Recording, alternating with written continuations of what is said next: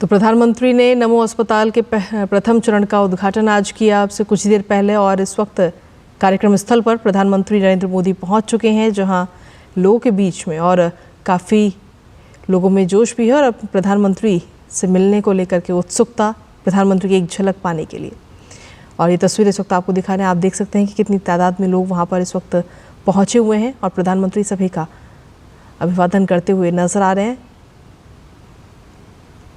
450 बिस्तरों वाले अस्पताल स्वास्थ्य सेवाओं को कहीं ना कहीं आगे आने वाले समय मजबूत करेगा, जिसका उद्घाटन अब से कुछ देर पहले प्रधानमंत्री ने किया। और अब प्रधानमंत्री अब से कुछ ही देर बाद जब मंच पर पहुंचेंगे तो मंच पर जो संबोधन होगा उसमें भी कई बातों का जिक्र प्रधानमंत्री करते हुए नजर आएंगे कि किस तरीके से केंद्र सरकार लगातार स्वास्थ्य सेवाओं को मजबूत बना रही है, क्योंकि ये पहली प्राथमिकता है। प्रधानमंत्री लगातार इसका जिक्र करते हैं कि जो गरीब है उसको सही इलाज मिले, तो स्वास्थ्य सेवाएं जो हैं उनको किस तरीके से और मजबूत लगातार केंद्र सरकार कर रही है, उसका जिक्र कहीं ना कहीं अब से कुछ देर में प्रधानमंत्री भी करेंगे। हालांकि आज की अगर हम बात करें तो सिलवासा में करीब 2,500 करोड़ रुपए की परियोजनाओं का जो शुरुआत है वो भी प्रधानमंत्री करते हुए नजर आएंगे अब से कुछ ही देर बाद।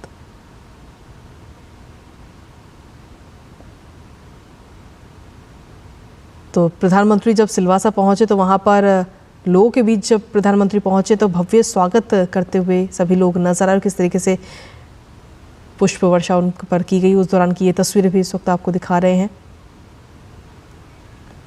प्रधानमंत्री नरेंद्र मोदी मंच पर अब से कुछ ही देर में पहुंचेंगे और 2,500 करोड़ से ज़्यादा की विकास परियोजनाओं की जो सौगात है वो वहाँ के लोगों को देते हुए नजर आएंगे।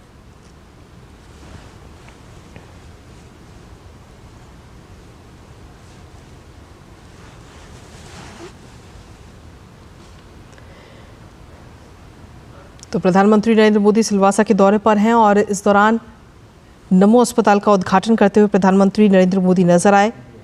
इसके साथ ही 2,580 करोड़ की जो इससे ज़्यादा की जो विभिन्न विकास परियोजनाएं उनका भी उद्घाटन प्रधानमंत्री करेंगे। और इन योजनाओं में अगर हम बात करें तो कई सारी योजनाएं इसमें शामिल हैं, जिसमें ग्रामीण सड़कें और उनको से जुड़ी हुई जो अवसंरचनाएं हैं वो इसमें शामिल हैं।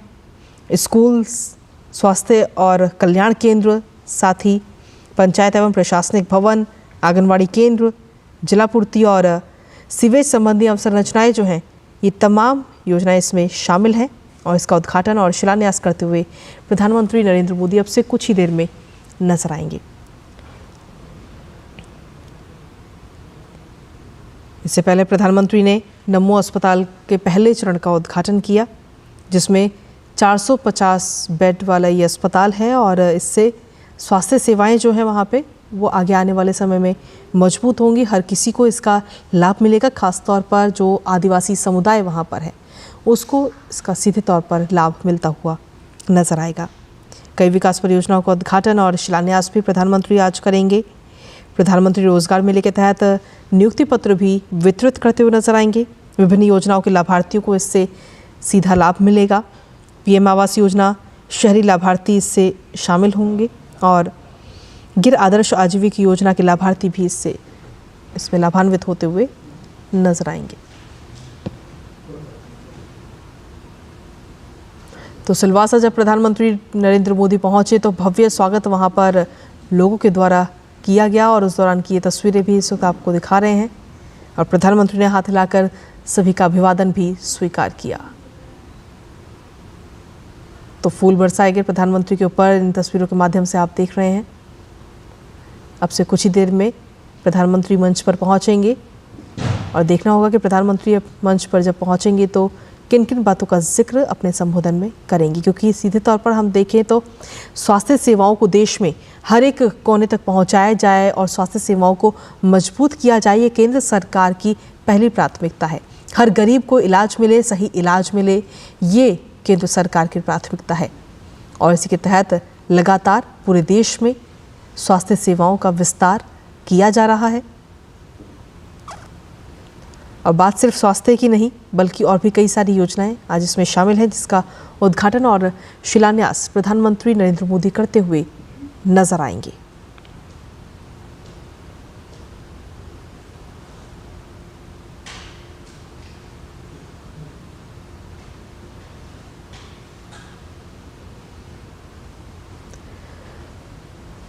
तो ये तस्वीरें इस वक्त आपको दिखा रहे हैं। प्रधानमंत्री नरेंद्र मोदी जब सिलवासा पहुंचे तो वहां पर जो लोग हैं उन्होंने जोरदार स्वागत प्रधानमंत्री का किया। पीएम मोदी सिलवासा के दौरे पर हैं, जहां पर आज करीब 2,500 करोड़ रुपए से ज़्यादा की जो विकास परियोजनाएं हैं उनका शुभारंभ और उद्घाटन करते हुए प्रधानमंत्री नजर आएंगे। तो स्वास्थ्य संबंधी सेवाओं को किस तरीके से लगातार बढ़ावा दिया जा रहा है, और क्योंकि देश में किसी भी कोने पर किसी भी गरीब को स्वास्थ्य में किसी प्रकार की कोई कमी ना हो, उसे पूरी स्वास्थ्य सेवाएं मिल पाए, इलाज उसको मिल पाए, इलाज मुहैया हो सके, इन तमाम चीज़ों का ध्यान केंद्र सरकार लगातार रख रही है। और इसी कड़ी में आज एक और प्रधानमंत्री ने नमो अस्पताल के पहले चरण का उद्घाटन किया है। हालांकि इस अस्पताल की अगर हम बात करें तो कई सारी सुविधाएं इसमें मुहैया कराई गई हैं उन सभी मरीजों के लिए जो वहां पर पहुंचेंगे अपना इलाज कराने के लिए, जिसकी तस्वीरें भी हमने आपको अभी कुछ देर पहले भी दिखाई। ऑपरेशन थिएटर है वहाँ पर, और साथ ही surgery room, robotic surgery room है वहाँ पे, जहाँ रोबोट्स सर्जरी करते हुए नज़र आएंगे। इसके अलावा हम देखें तो फार्मेसी जहाँ पर दवाइयाँ दी जाती हैं उसका भी निरीक्षण करते हुए प्रधानमंत्री नरेंद्र मोदी अब से कुछ ही देर पहले नज़र आए थे। और अब से कुछ ही देर पहले कई सारी परियोजनाओं का भी उपहार प्रधानमंत्री नरेंद्र मोदी वहाँ के लोगों को देंगे, जिसमें हम खासतौर पर देखें तो जो रोज़गार मेले के तहत नियुक्ति पत्र भी वितरित किया जाएगा। विभिन्न योजनाओं के जो लाभार्थी हैं उनको इसका सीधे तौर पर लाभ मिलेगा। इसके साथ ही पीएम आवास योजना शहरी के जो लाभार्थी हैं वो भी इससे लाभान्वित होते हुए नजर आएंगे। तो कई सारी सौगात आज सिलवासा को मिलने जा रही है, जिसमें कई सारी चीज़ों का ध्यान रखा गया है। और इन योजनाओं की अगर हम बात करें तो सड़कों में सुधार मुख्य तौर पर इसमें शामिल है। साथ ही पढ़ाई यानी कि स्कूलों में किस तरीके से सुधार और किया जा सकता है, बेहतर स्कूल, वो भी इसमें शामिल किए गए हैं। स्वास्थ्य और कल्याण केंद्र तो इसमें शामिल है ही, लेकिन इसके अलावा पंचायत एवं प्रशासनिक भवन, इससे जुड़ी जो योजनाएं हैं वो भी आज जनता को समर्पित की जाएंगी। आंगनवाड़ी केंद्र, जिससे कहीं ना कहीं जो गरीब महिलाएं हैं उनको सीधे तौर पर आगे आने वाले समय में फ़ायदा मिलेगा। जलापूर्ति और जो सीवेज संबंधी जो परेशानियां हैं उनको किस तरीके से ख़त्म किया जाए, और साथ ही जो नई अवसंरचनाएं हैं, तो ये तमाम चीज़ें इसमें शामिल हैं, जिनकी सौगात आज प्रधानमंत्री नरेंद्र मोदी देते हुए नजर आएंगे।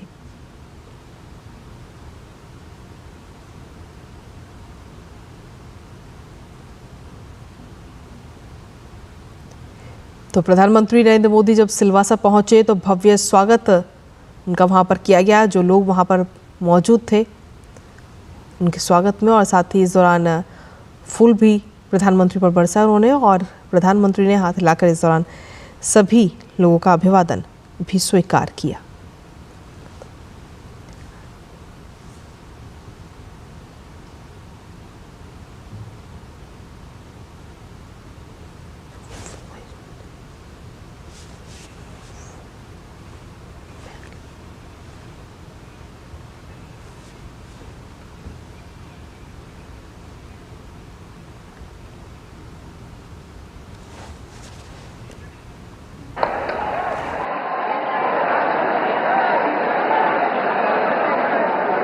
सभी से मिलने हमारे देश के आदरणीय प्रधानमंत्री आज पधारे हैं। हम हृदयपूर्वक उनका स्वागत करते हैं, अभिवादन करते हैं। साथ में बहुत बहुत स्वागत है माननीय प्रशासक श्री संघ प्रदेश दादरा एवं नगर हवेली एवं दमन और दीव और लक्षद्वीप श्री प्रफुल्ल पटेल जी का। माननीय सांसद श्री दादरा एवं नगर हवेली श्रीमती कलाबेन डेलकर का। आइए मंचस्थ विराजमान सभी महानुभाव का तालियों की गूंज के साथ एक बार फिर हम स्वागत करें, अभिवादन करें। धन्यवाद। आज जब हमारे देश के आदरणीय प्रधानमंत्री जी हमारे बीच उपस्थित हैं, तब उनका उत्साह के साथ स्वागत करने के लिए हम अति उत्सुक हैं। सर्वप्रथम दादरा एवं नगर हवेली तथा दमन व दीव और लक्षद्वीप के माननीय प्रशासक श्री प्रफुल्ल पटेल जी माननीय प्रधानमंत्री जी का स्वागत करेंगे। सर्वप्रथम शॉल के साथ माननीय प्रधानमंत्री जी का स्वागत करेंगे प्रफुल्ल पटेल जी।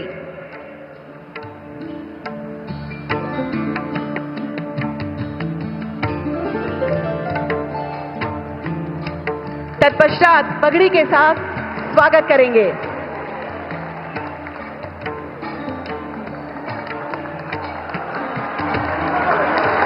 और तारपा के साथ स्वागत कर रहे हैं। माननीय प्रधानमंत्री जी के आगमन से गौरवान्वित महसूस कर रही है। तब मैं संघ प्रदेश के प्रशासक माननीय महोदय श्री प्रफुल्ल पटेल जी को स्वागत उद्बोधन के लिए आमंत्रित करती हूं।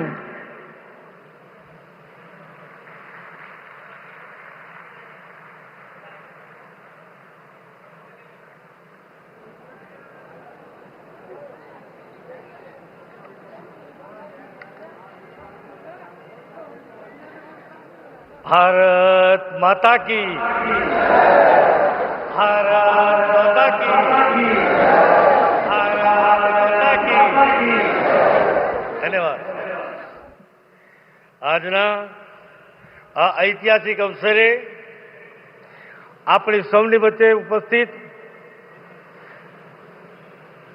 દેશના યશસ્વી લોકલાડીલા આદરણીય પ્રધાનમંત્રી શ્રી, આ વિસ્તારના સાંસદ બેન કલાબેન, સંઘ પ્રદેશના જિલ્લા પંચાયતના સૌ અધ્યક્ષ મહોદય, ચૂંટાયેલા સદસ્ય મિત્રો, નગરપાલિકાના અધ્યક્ષ મહોદય, ચૂંટાયેલા સદસ્ય મિત્રો, તમામ ગ્રામ પંચાયતના સરપંચ મિત્રો, સદસ્ય મિત્રો, સૌ આદરણીય વડીલો, માતા બહેનો, લાભાર્થી મિત્રો, ઉદ્યોગ ગૃહના આગેવાનો, મારા શ્રમિક ભાઈઓ બહેનો, જેના માટે મને સદાય વિશેષ પ્રેમ છે, એવા વાલા યુવાનો, પત્રકાર મિત્રો,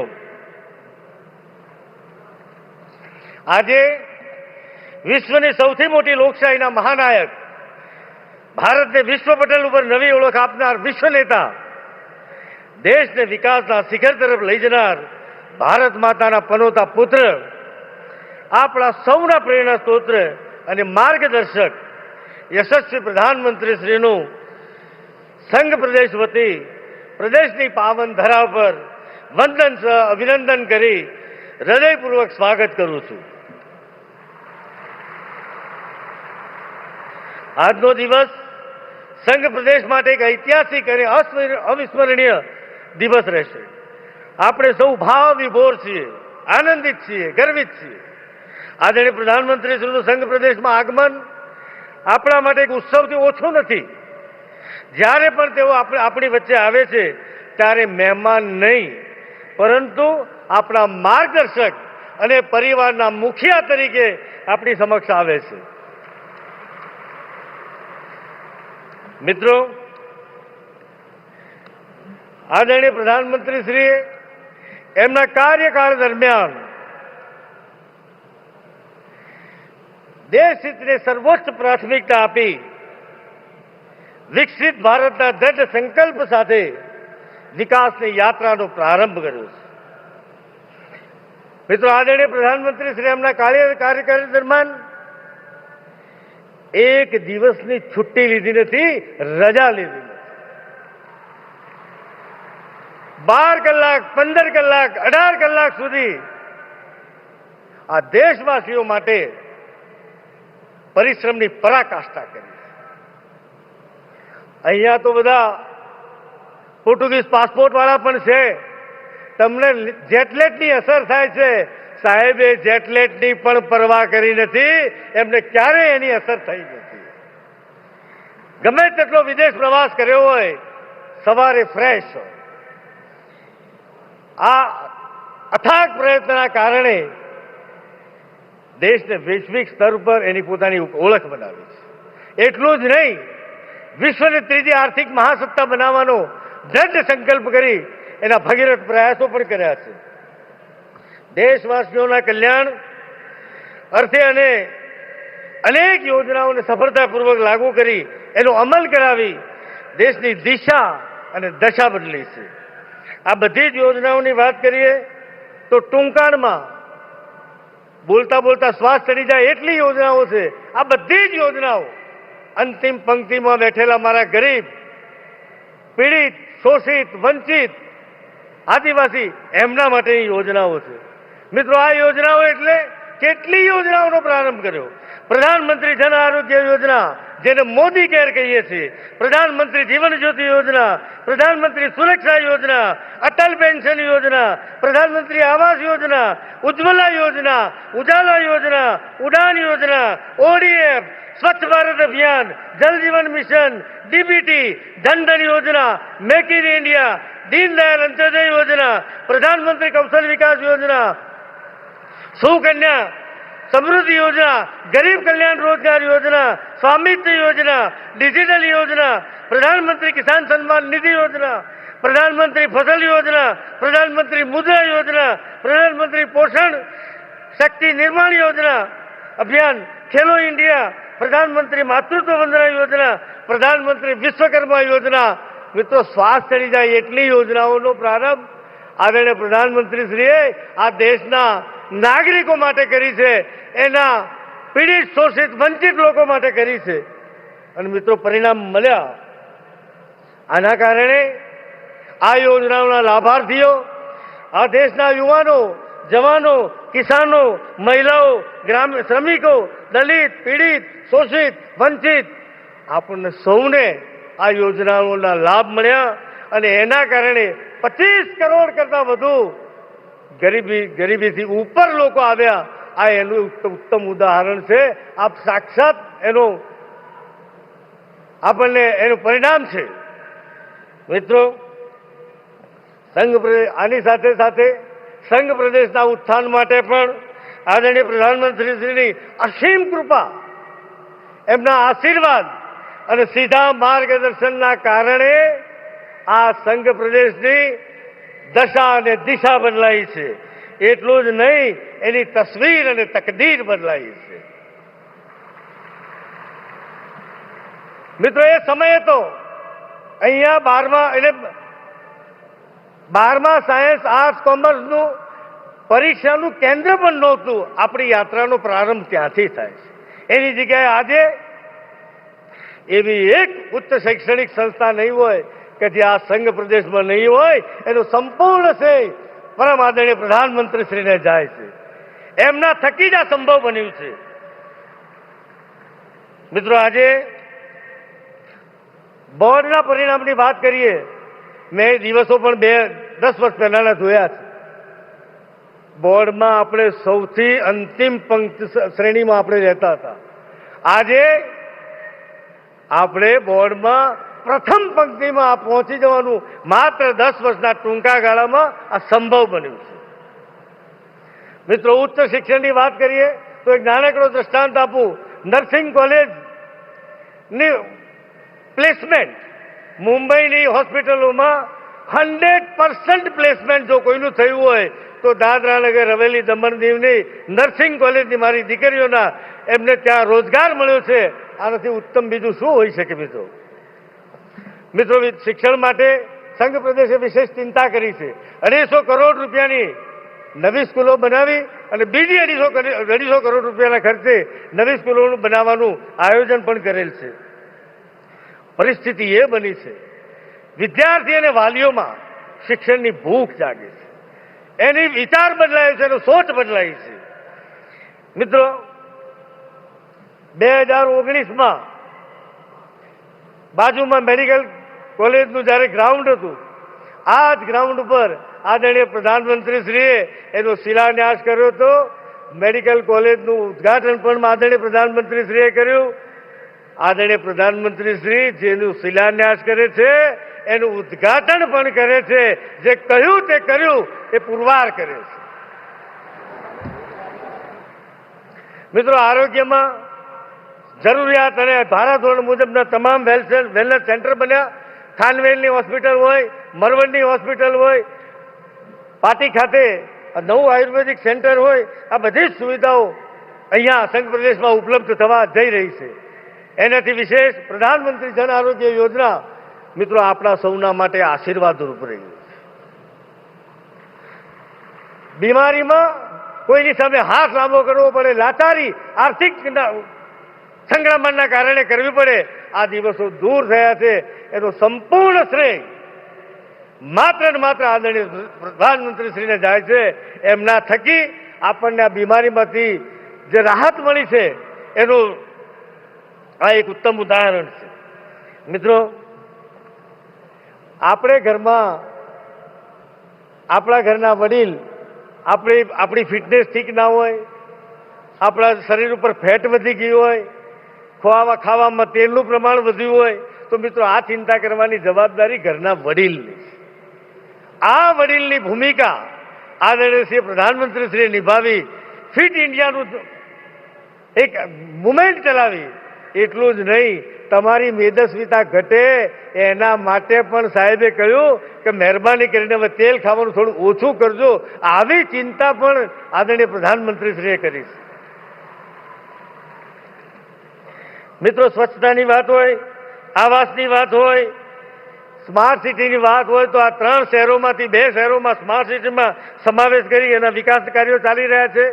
દમણના દરિયા કિનારાની વાત હોય, નમો પથ હોય કે રામ સેતુ હોય, હિન્દુસ્તાનનો સૌથી લોંગેસ્ટ પ્રોમિનાર છે.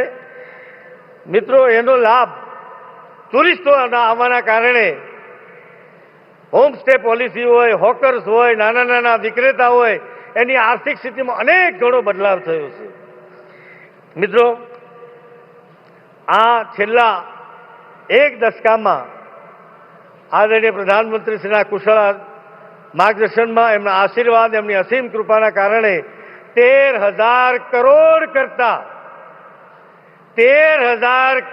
કરતા વધુ રકમ આ સંઘ પ્રદેશને મળી છે. સાહેબનો જેટલો હૃદયથી આભાર માનીએ એટલો ઓછો છે. આ સંઘ પ્રદેશ સદૈવ આદરણીય પ્રધાનમંત્રીશ્રીનો ઋણી રહેશે.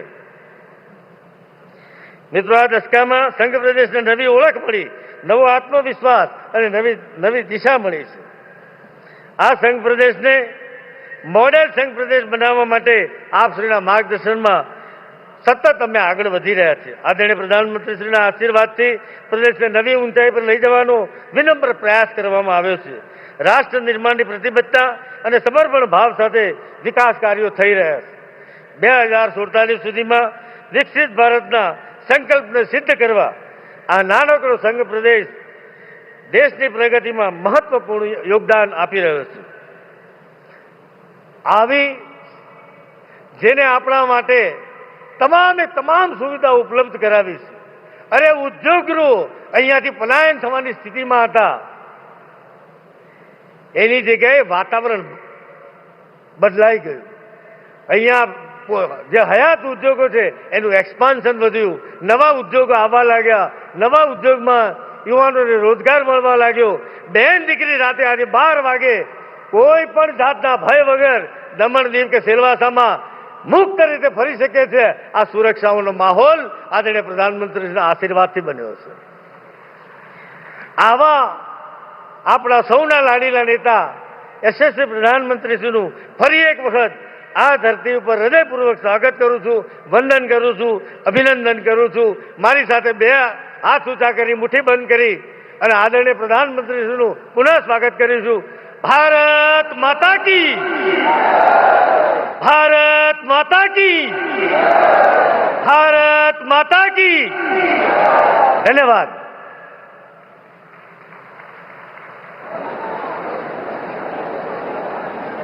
માનનીય પ્રશાસક શ્રી, આપના उत्साहभर्या संबोधन माटे अमे पण आपनो आभार मानिए छिए।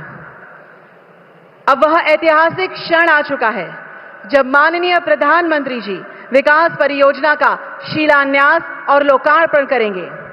2587 करोड़ रुपए की विकासशील परियोजनाओं से दादरा और नगर हवेली एवं दमन और दीव का भविष्य और भी उज्जवल होगा। माननीय प्रधानमंत्री जी से नम्र निवेदन है कि आप रिमोट द्वारा इन परियोजनाओं का शिलान्यास एवं लोकार्पण करें।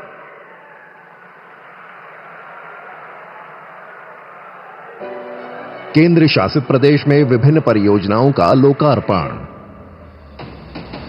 हमारे देश के विकास पुरुष माननीय प्रधानमंत्री श्री नरेंद्र मोदी जी के कर कमलों से और केंद्र शासित प्रशासक श्री प्रफुल्ल पटेल जी के अविरत प्रयासों और जनहितैषी नीतियों से केंद्र शासित प्रदेश में हो रहा है लगभग 1075 करोड़ की लागत से कुल 25 विभिन्न विकास परियोजनाओं का लोकार्पण। इन परियोजनाओं में शामिल है दमन में 105 करोड़ की लागत से कुल 7 परियोजनाएं, दीव में 150 करोड़ की लागत से 7 परियोजनाएं और दादरा और नगर हवेली में 820 करोड़ की लागत से 11 परियोजनाएं। माइस टूरिज्म को बढ़ावा देने हेतु अत्याधुनिक 5 स्टार स्टैंडर्ड के 136 रूम्स के साथ दीव में फोर्ट सर्किट हाउस एवं एनेक्सी सर्किट हाउस का निर्माण। टूरिस्ट के लिए देवका गार्डन में टॉय ट्रेन की शुरुआत। प्रतिष्ठित नमोपथ सी फ्रंट पर 1.1 किलोमीटर लंबा ट्रैक जहां से समुद्र का सुंदर दर्शन होगा और पर्यटकों के लिए लोकप्रिय स्थान बनेगा। गंगटोक नाइट मार्केट के बाद दमन के नाइट मार्केट देश में सबसे पसंदीदा नाइट मार्केट बनने की क्षमता है, जिसमें थीम बेस्ड फसाद, डेकोरेटिव लाइट्स, फुटपाथ, साइनेज और लैंडस्केपिंग के साथ आकर्षक रोड साइड फर्नीचर जैसी सुविधाएं शामिल हैं। यातायात को आसान बनाने और अर्थव्यवस्था को और गति देने के लिए नवनिर्मित हाईवे, जिनमें मुख्यतः 21 किलोमीटर खानवेल खेड़पा रोड या स्टेट हाईवे खानवेल को महाराष्ट्र के जवाहर सिटी से जोड़ते हुए त्र्यंबकेश्वर जाने का सबसे सरल रास्ता बन गया है, जिससे यहां के 8 गांवों को सीधी कनेक्टिविटी मिलेगी।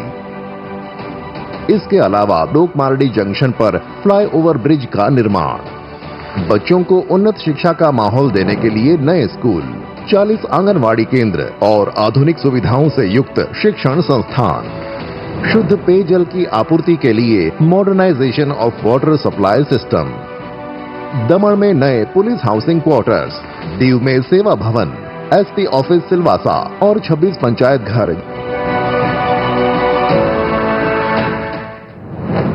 केंद्र शासित प्रदेश में विभिन्न परियोजनाओं का शिलान्यास।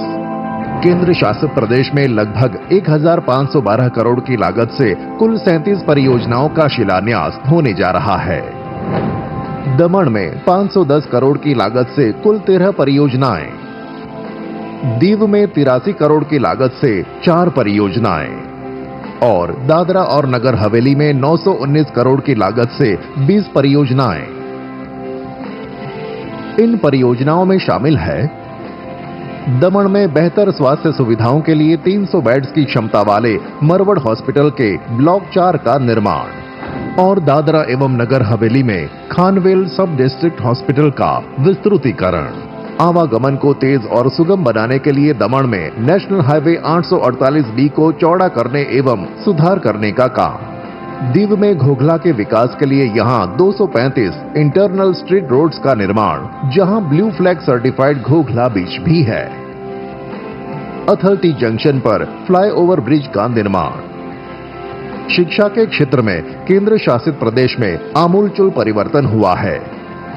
पिछले कुछ वर्षों में 240 करोड़ रुपए की लागत से 22 स्कूलों का निर्माण किया गया था। अब यहां 230 करोड़ रुपए की लागत से 12 नए स्कूलों की योजना बनाई जा रही है।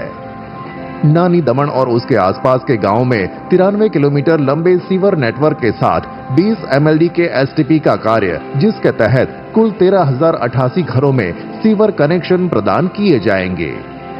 दमन में और दादरा एवं नगर हवेली में नए बस स्टैंड का निर्माण। दादरा और नगर हवेली में प्रशासनिक सेवाओं को मजबूत करने के लिए 4 नए पुलिस स्टेशंस का निर्माण और दादरा एवं नगर हवेली और दमन में 4 नए एंट्री गेट्स का निर्माण। यह परियोजनाएं न केवल वर्तमान को सशक्त बनाएंगी, बल्कि आने वाली पीढ़ियों के लिए उज्जवल भविष्य का मार्ग भी प्रशस्त करेंगी।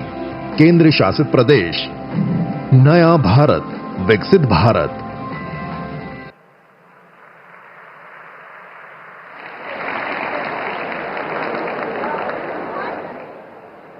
धन्यवाद माननीय प्रधानमंत्री जी।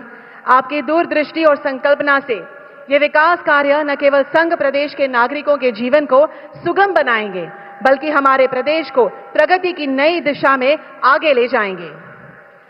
संघ प्रदेश प्रशासन के माध्यम से आयोजित रोजगार मेले में युवा प्रतिभाओं को निजी संस्थानों में नौकरी प्रदान की जा रही है। इसमें यहां के युवाओं को रोजगार के नए अवसर प्राप्त हुए हैं। अब हम माननीय प्रधानमंत्री जी से अनुरोध करते हैं कि आप लाभार्थियों को नियुक्ति पत्र प्रदान करें। आमंत्रित करते हैं सर्वप्रथम रिकिता प्रवीण गोराट।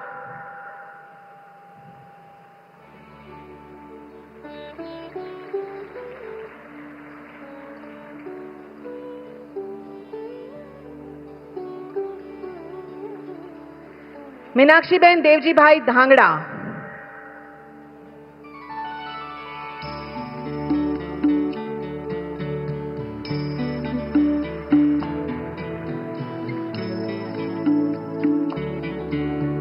सोहिनी रमेश चौधरी। आत्मनिर्भर और विकसित बनाने के संकल्प के साथ जो आगे बढ़ रहे हैं, जो हर योजना को जमीन पर उतारकर लाभार्थियों तक सीधे पहुंचा रहे हैं, ऐसे हम सभी के मार्गदर्शक, जन जन के नेता, विकास पुरुष हमारे यशस्वी प्रधानमंत्री माननीय श्री नरेंद्र मोदी जी को तालियों के साथ उनके विशेष संबोधन के लिए आमंत्रित करते हैं।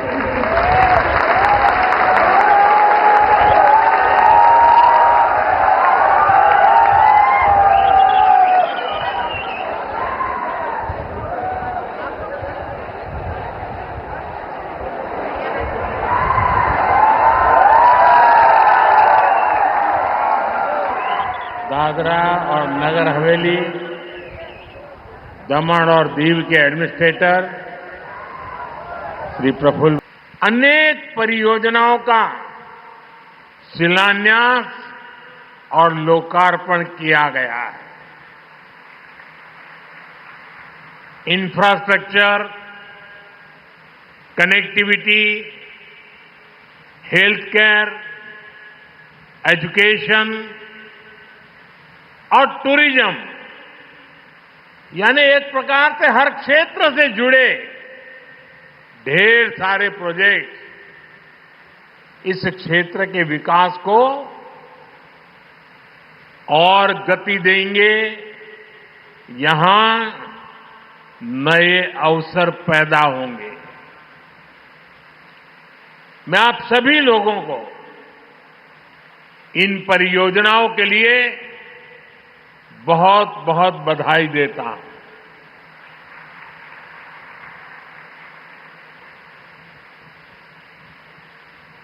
एक नानकड़ी बात કરી દઉં તમને। તમારામાંથી ઘણા બધા, કારણ કે અહીં તો દરેક પરિવારમાં વિદેશ જવું એ કંઈ નવું નથી, સિંગાપોર જતા હશો। આ સિંગાપોર કોઈ એક જમાનામાં માછીમારોનું એક નાનકડું ગામ હતું। માછીમારી જ મુખ્ય કામ હતું। ખૂબ ટૂંકા ગાળામાં ત્યાંના લોકોના સંકલ્પ શક્તિએ આ સિંગાપોર બનાવી દીધું। જો સંઘ પ્રદેશ પણ અહીંનો દરેક નાગરિક નક્કી કરે ને તો હું તમારી સાથે ઉભો રહેવા તૈયાર છું।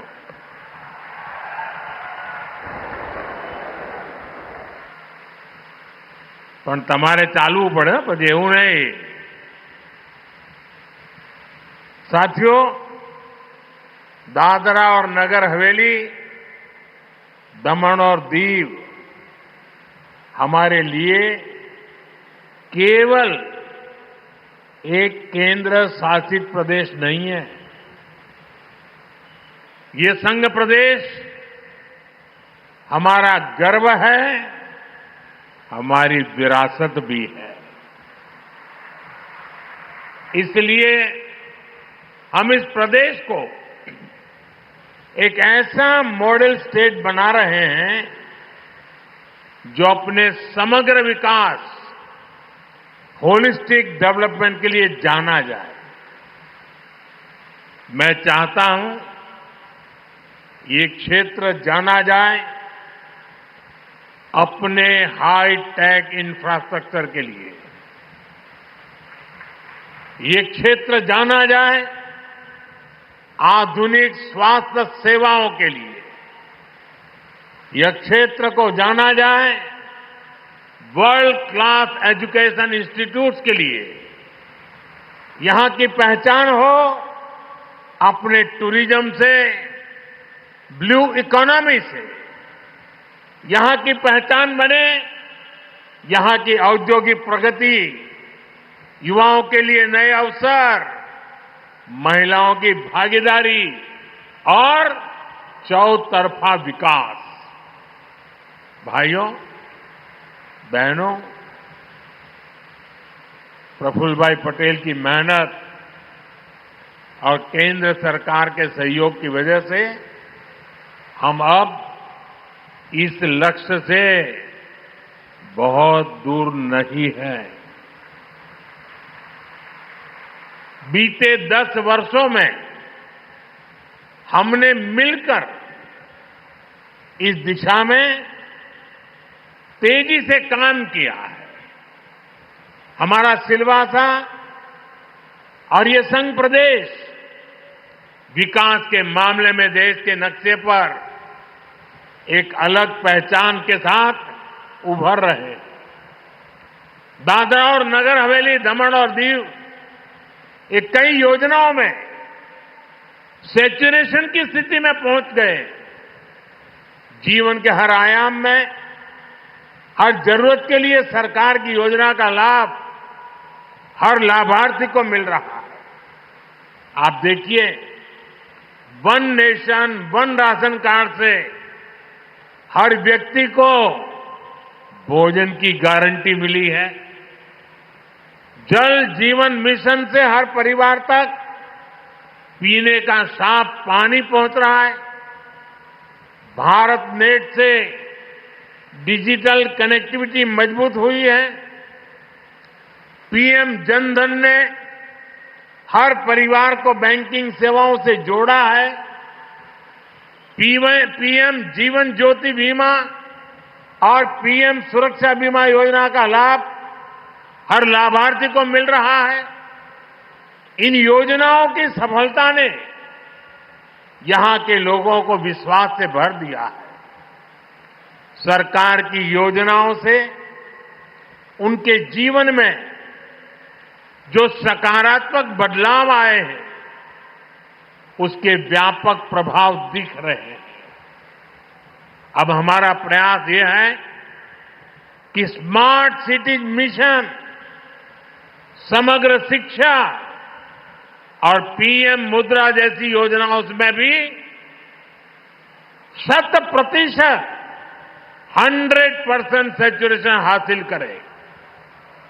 ये पहली बार है जब जन कल्याणकारी योजनाओं को लेकर इस तरह सरकार खुद लोगों के पास जा रही है। इसका समाज के वंचित और आदिवासी वर्ग को बहुत ज्यादा लाभ मिला है। साथियों, इंफ्रास्ट्रक्चर से लेकर शिक्षा, रोजगार और औद्योगिक विकास तक किस तरह से इस प्रदेश की तस्वीर बदली है, ये आज हमारे सामने। एक समय था जब यहां के युवाओं को हायर एजुकेशन के लिए बाहर जाना पड़ता था, लेकिन अब इस क्षेत्र में नेशनल लेवल के 6 इंस्टीट्यूट हैं। नमो medical college, Gujarat national law university, triple IT Diu, national institute of fashion technology, institute of hotel management and catering technology और दमन का इंजीनियरिंग कॉलेज। इन संस्थाओं के कारण हमारा सिलवासा और ये संघ प्रदेश एजुकेशन का नया हब बन गया। यहां के युवाओं को इन संस्थाओं का ज्यादा लाभ मिले, इसलिए उनके लिए सीटें रिजर्व रखी गई है। पहले मुझे देखकर खुशी होती थी कि एक ऐसा प्रदेश है जहां हिंदी, अंग्रेजी, गुजराती और मराठी इन 4 अलग अलग माध्यमों में पढ़ाई होती थी। अब मुझे इस बात का भी गर्व है कि हां, प्राइमरी और जूनियर स्कूलों में भी बच्चे स्मार्ट क्लासरूम में पढ़ाई कर रहे हैं। साथियों, बीते वर्षों में इस क्षेत्र में आधुनिक स्वास्थ्य सेवाओं का काफी विस्तार हुआ। 2023 में मुझे यहां नमो मेडिकल कॉलेज के उद्घाटन का अवसर मिला था। अब इसके साथ 450 बेड की क्षमता वाला एक और अस्पताल जुड़ गया है। इसका भी यहां उद्घाटन किया गया है। आज यहां स्वास्थ्य से जुड़ी कई दूसरी परियोजनाओं का शिलान्यास भी हुआ है। सिलवासा की इन स्वास्थ्य सुविधाओं से यहां के आदिवासी समुदाय को बहुत बड़ा फायदा होगा। साथियों, आज सिलवासा में हेल्थ से जुड़े प्रोजेक्ट एक और वजह से खास हो गए। आज जन औषधि दिवस भी है। जन औषधि यानी सस्ते इलाज की गारंटी। जन औषधि का मंत्र है दाम कम, दवाई में दम। दाम कम, दवाई में दम। हमारी सरकार अच्छे अस्पताल भी बनवा रही है। आयुष्मान योजना के तहत मुफ्त इलाज की सुविधा भी दे रही है और जन औषधि केंद्रों के जरिए सस्ती दवाएं भी दे रही है। हम सब ने अपने जीवन में देखा है, अस्पताल में इलाज के बाद भी लंबे समय तक दवाओं के खर्च का बोझ रहता है। ये बोझ कम हो, इसके लिए देश भर में 15,000 से ज्यादा जन औषधि केंद्रों पर 80% तक कम कीमत पर लोगों को दवाइयां मिल रही है। 80% डिस्काउंट। बोलो, दादरा और नगर हवेली, दमन और दीव के लोगों को भी करीब 40 जन औषधि केंद्रों का लाभ मिल रहा है। आने वाले समय में हम देश भर में 25,000 जन औषधि केंद्र खोलने का लक्ष्य लेकर के आगे बढ़ रहे हैं। जब से ये योजना शुरू हुई है, तब से लेकर आज तक करीब 6,500 करोड़ रुपए की सस्ती दवाएं सरकार ने जरूरतमंदों को दी है। जन औषधि केंद्र खुलने से गरीब और मिडिल क्लास के 30,000 करोड़ रुपए से अधिक बचे हैं। जन औषधि केंद्रों की वजह से अनेक गंभीर बीमारियों का इलाज सस्ता हुआ है। ये इस बात का प्रमाण है कि हमारी सरकार सामान्य मानवीय की आवश्यकताओं को लेकर कितनी संवेदनशील है। साथियों, स्वास्थ्य से जुड़े इन महत्वपूर्ण विषयों के साथ ही मैं एक और अहम विषय उठाना रहा हूं। आप सब जानते हैं, आज जीवन शैली, उससे जुड़ी बीमारियां, लाइफस्टाइल डिसीज हमारे आरोग्य के लिए एक बड़ा खतरा बन रही है।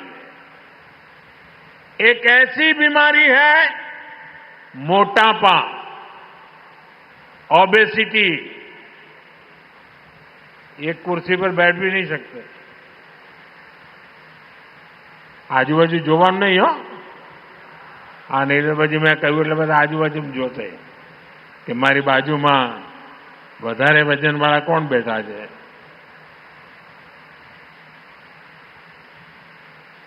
ये मोटापा जो आज दूसरी कई बीमारियों की वजह बनती जा रहा है। अभी हाल ही में मोटापे की समस्या पर एक रिपोर्ट आई है। ये रिपोर्ट कहती है कि 2050 तक 44 करोड़ से ज्यादा भारतीय मोटेपन, ओबेसिटी की समस्या से ग्रस्त हो जाएंगे। यह आंकड़ा बहुत बड़ा है। यह आंकड़ा डराने वाला है। इसका मतलब है कि हर 3 में से एक व्यक्ति ओबेसिटी की वजह से गंभीर बीमारियों की चपेट में आ सकता है। ये मोटापा जानलेवा बन सकता है।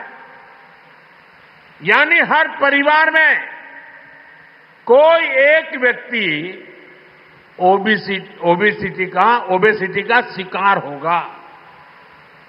ये कितना बड़ा संकट हो सकता है। हमें अभी से ऐसी स्थिति को टालने का प्रयास करना ही होगा। और इसलिए कई उपाय हो सकते हैं। मैंने एक आह्वान किया है और मैं आज आपसे वादा चाहता हूं।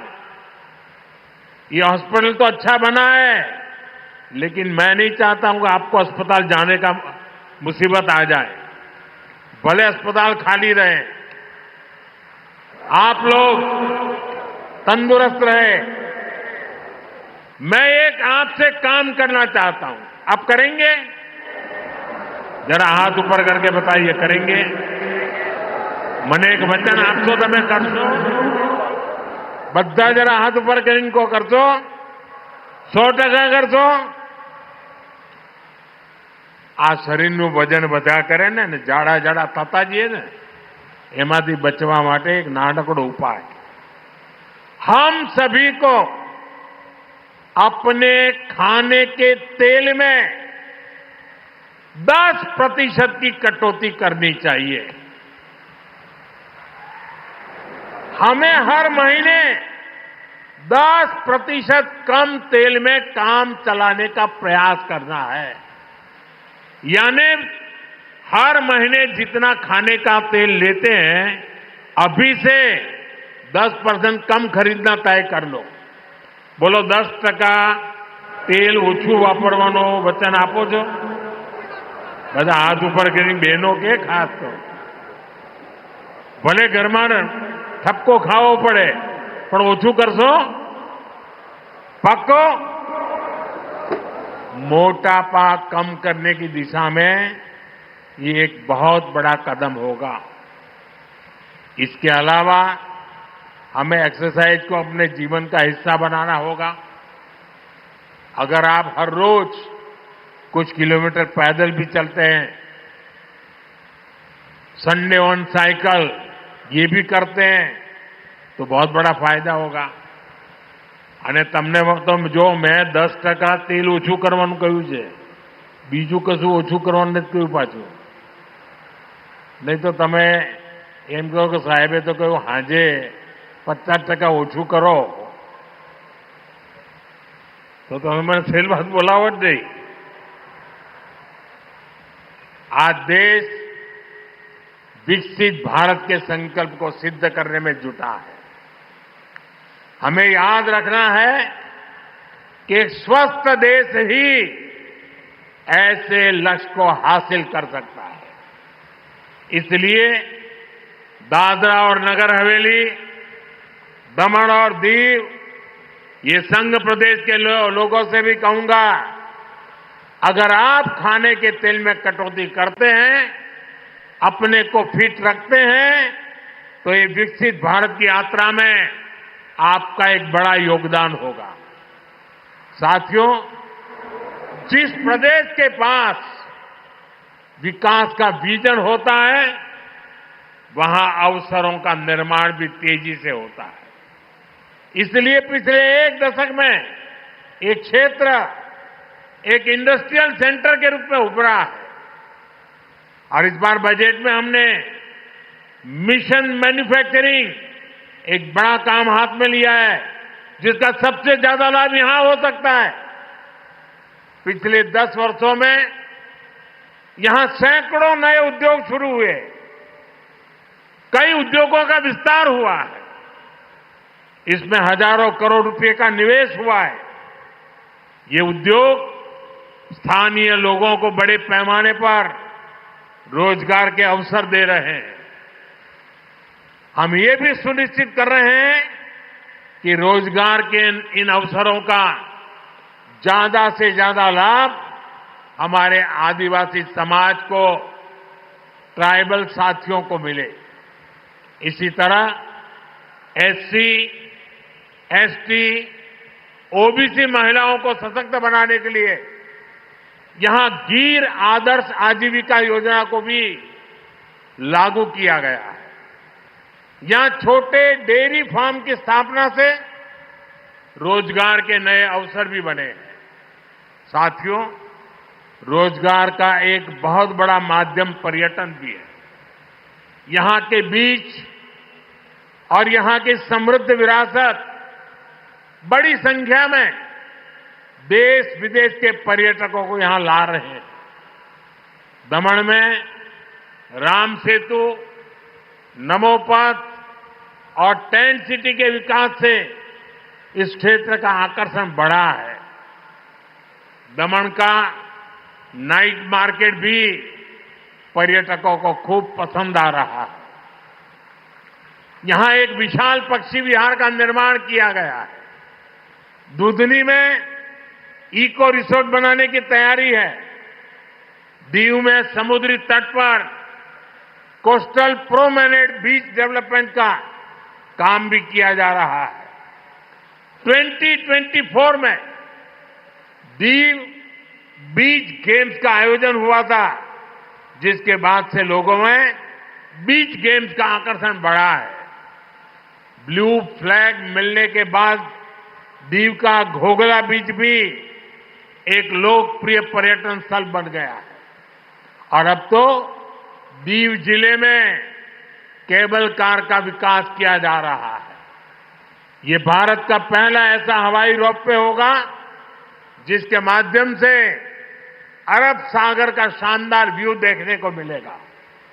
यानी हमारा दादरा नगर हवेली और दमन दीव, हमारा ये संघ प्रदेश भारत के सबसे बेहतरीन टूरिस्ट डेस्टिनेशन में शामिल हो रहा है।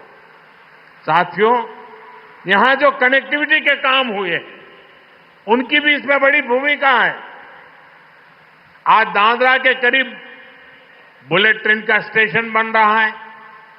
मुंबई दिल्ली एक्सप्रेसवे सिलवासा से गुजर रहा है। पिछले कुछ वर्षों में यहां कई किलोमीटर की नई सड़कें बनी है और 500 किलोमीटर से ज्यादा सड़कों का निर्माण चल रहा है। इस पर हजारों करोड़ रुपए खर्च किए जा रहे हैं। उड़ान स्कीम का फायदा भी प्रदेश को हुआ है। बेहतर कनेक्टिविटी के लिए यहां के एयरपोर्ट को अपग्रेड किया जा रहा है। यानी हमारी सरकार आपके विकास के लिए कोई कोर कसर बाकी नहीं छोड़ रही है। साथियों, मुझे खुशी है कि दादरा और नगर हवेली, दमन और दीव विकास के साथ साथ गुड गवर्नेंस और ईज ऑफ लिविंग वाले प्रदेश भी बन रहे हैं। एक समय था जब लोगों को अपनी समस्याओं के समाधान के लिए सरकारी दफ्तरों के चक्कर काटने पड़ते थे। आज यहां सरकार से जुड़े ज्यादातर काम मोबाइल पर केवल एक क्लिक से हो जाते हैं। इस नई अप्रोच का सबसे ज्यादा फायदा उन आदिवासी इलाकों को हो रहा है जिन्हें दशकों तक अनदेखा किया गया था। आज गांवों में स्पेशल कैंपों का आयोजन किया जाता है। लोगों की समस्याएं सुनकर वहीं समाधान का प्रयास होता है। मैं प्रफुल्ल भाई और उनकी टीम को ऐसे प्रयासों के लिए बधाई देता हूं। मैं आपको विश्वास दिलाता हूं कि दादरा और नगर हवेली, दमन और दीव के संघ प्रदेश के विकास के लिए हम निरंतर प्रयास करते रहेंगे। मैं एक बार फिर आज की विकास परियोजनाओं के लिए आपको बधाई देता हूं और जिस शानदार स्वागत आपने किया, जो अपने पर से जो प्यार दुलार दिया, जो स्वागत सम्मान किया, इसके लिए मैं संघ प्रदेश के सब नागरिकों का हृदय से आभार व्यक्त करता हूं। बहुत बहुत धन्यवाद।